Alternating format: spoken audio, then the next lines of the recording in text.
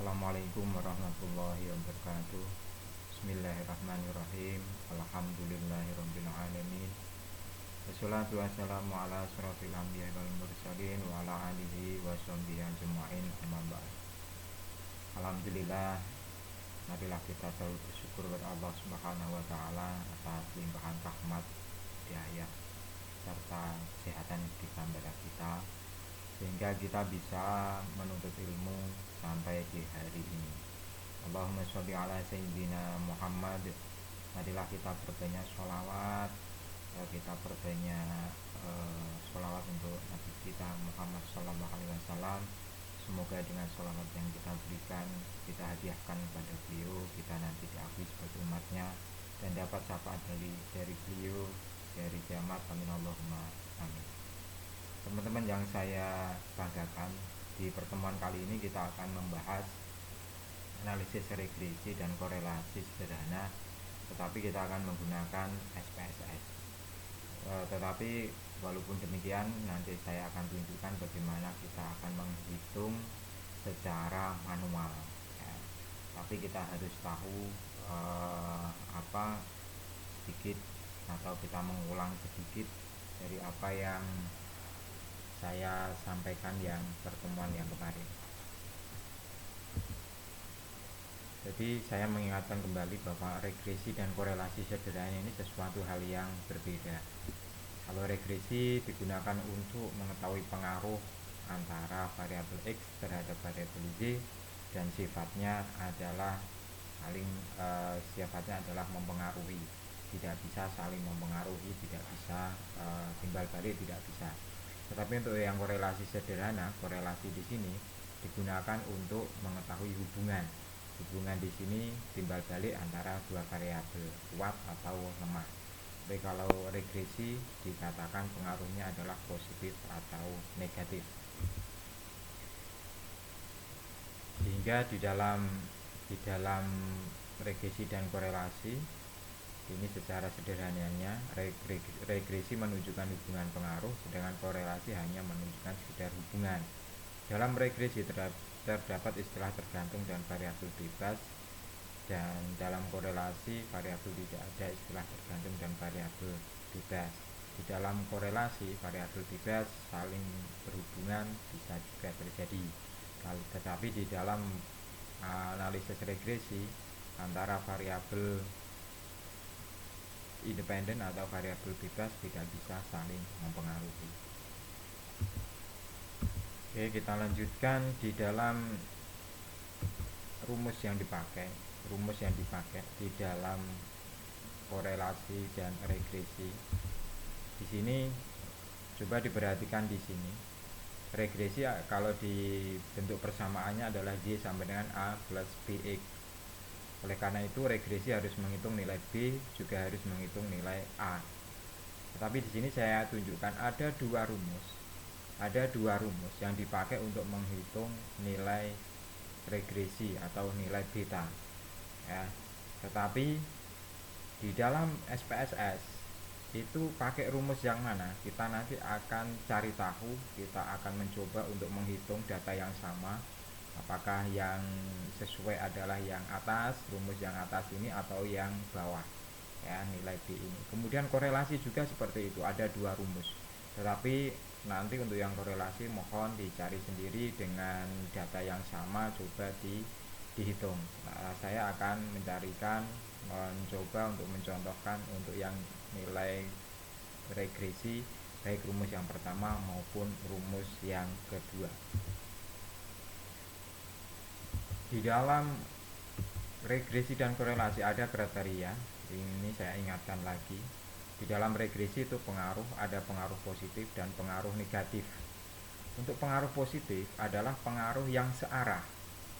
Searah ini maksudnya adalah apabila independen naik, apabila independen meningkat, maka dependen atau variabel terikat atau IJ juga mengalami peningkatan.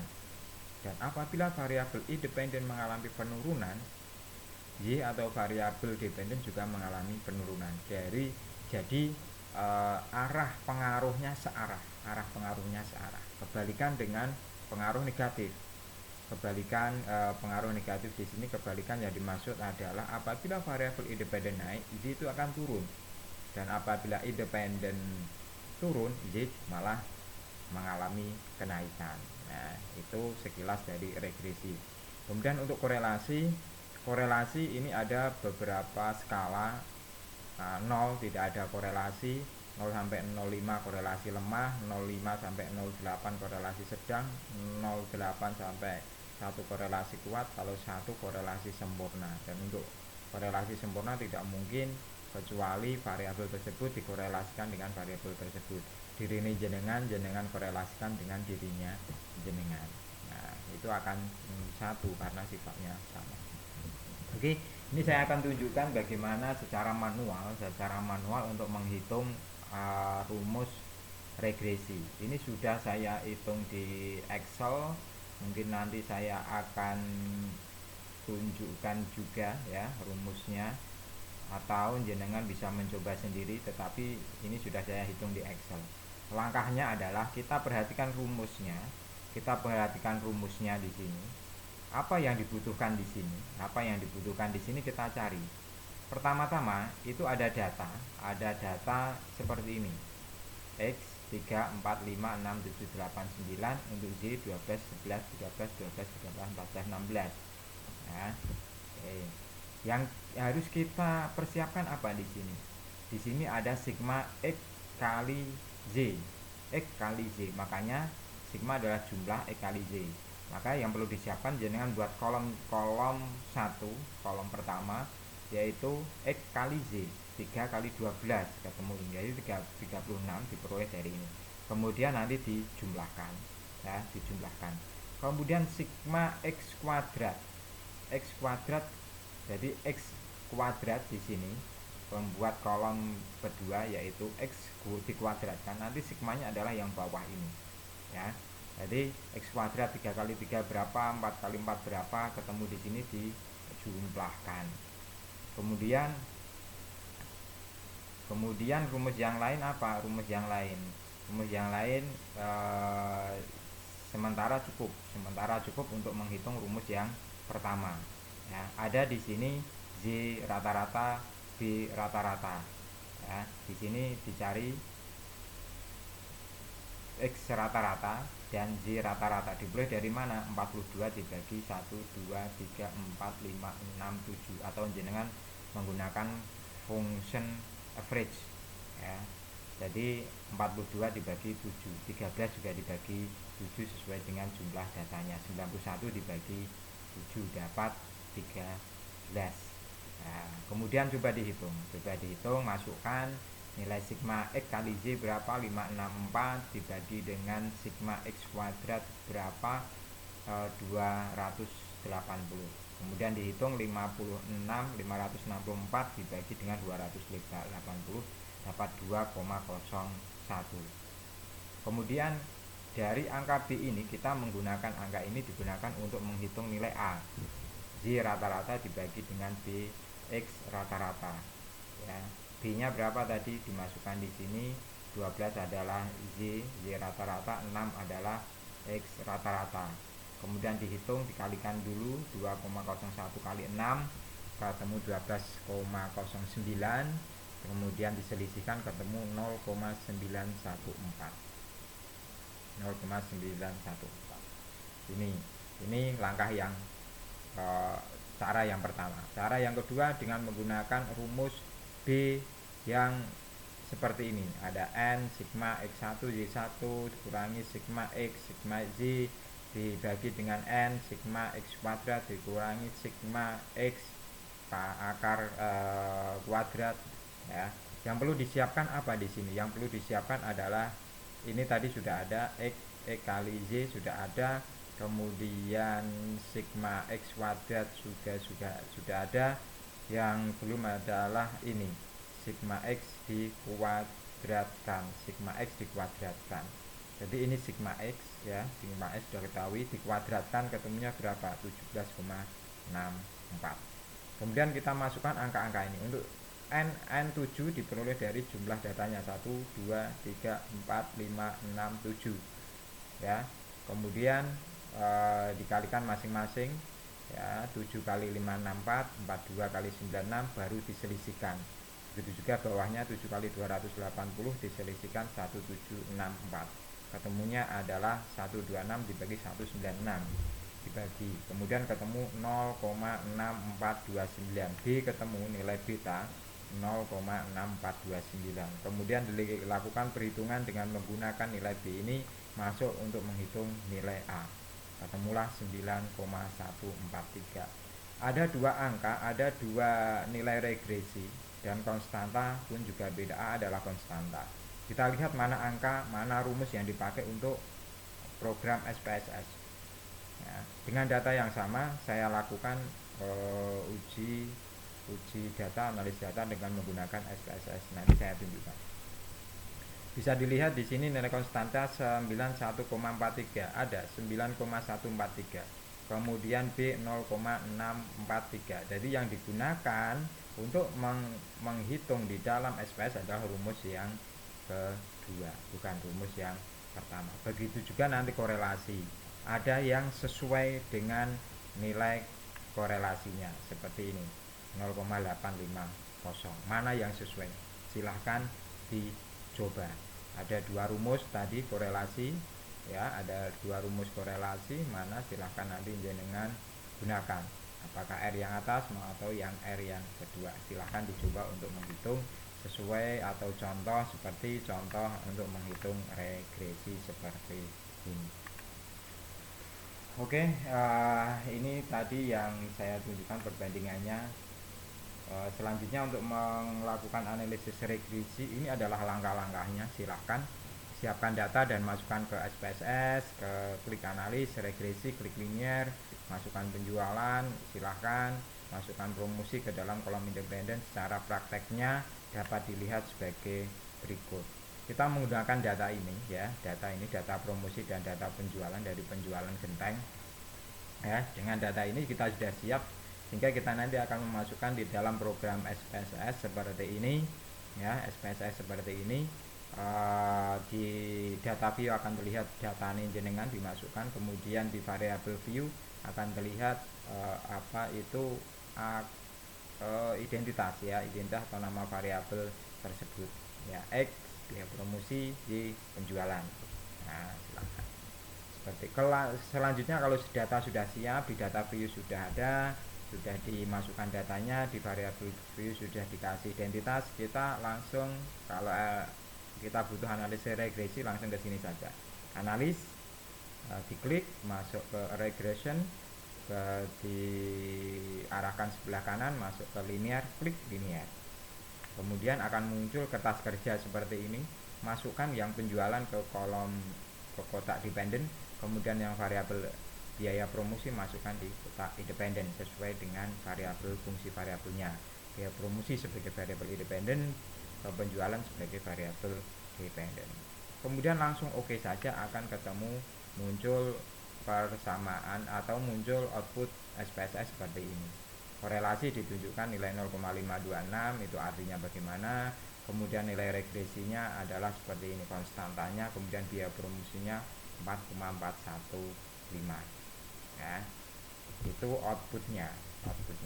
Silahkan nanti jenengan coba mendeskripsikan. Ini saya kasih contoh pendeskripsian yang benar ya, atau pendeskripsian yang tepat. Kenapa di sini? Karena dia menggunakan satuan yang jelas.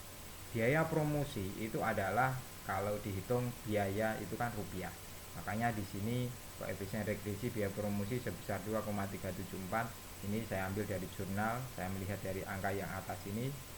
Artinya jika biaya promosi mengalami kenaikan sebesar Rp1, akan menaikkan laba bersih sebesar Rp2,374 dan sebaliknya. Jadi ini pengaruhnya adalah positif.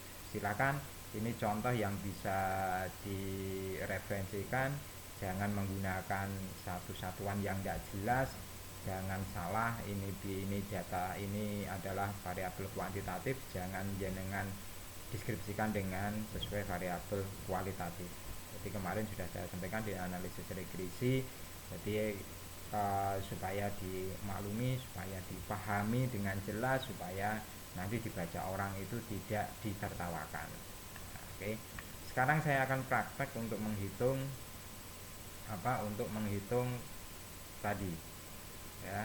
Kita punya data untuk menghitung analisis regresi yang data 7 data tadi. Jadi kita punya data ini ya, kita punya data ini nih hitung-hitungannya. Nah, nanti bisa saya share di WA group. Nah, itu ya. Kemudian saya sudah siapkan data di SPSS. Jadi coba jenengan masukkan dengan di copy paste saja, copy paste ya. Terus ya, caranya seperti ini, kita copy paste angkanya saja, masukkan di sini, di paste. Oke, di paste tulisan data, kasih identitas datanya X sama Y, ini dia promosi, ini penjualan, silakan omset penjualan atau penjualan atau apa X nya silakan. Jadi data kalau sudah siap coba diolah ya, klik regresi linear, diklik, kemudian masukkan variabel omset penjualan di sini, biaya promosi di sini, langsung oke, tidak usah ke yang lain-lain kalau hanya untuk melihat nilai regresinya.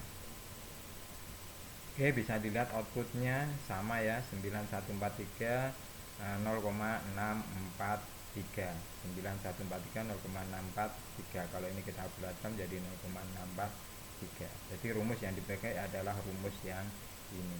Oke, ini adalah rumus yang dipakai. Nah, selanjutnya kita coba untuk mengolah yang data sekunder ya.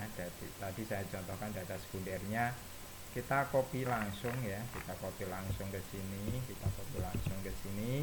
kemudian kita masukkan ke data ini, boleh diganti, langsung diganti gini boleh, disimpan boleh ya.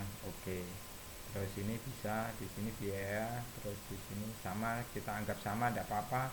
Jadi data sudah siap, kita lakukan analis regresi linear, kemudian kita kalau ragu-ragu kembalikan lagi, kita masukkan ini, keluarkan lagi, kita masukkan lagi.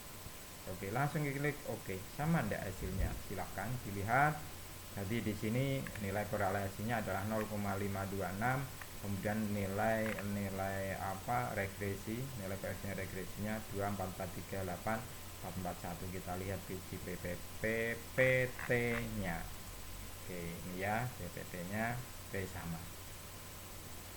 Oke teman-teman, sementara itu dulu yang bisa saya sampaikan. Semoga bermanfaat, semoga teman-teman bisa menghitung SPSS tidak canggung dan tidak lancar. Semoga proses dalam penyusunan skripsinya juga cepat selesai. Amin amin ya rabbal alamin.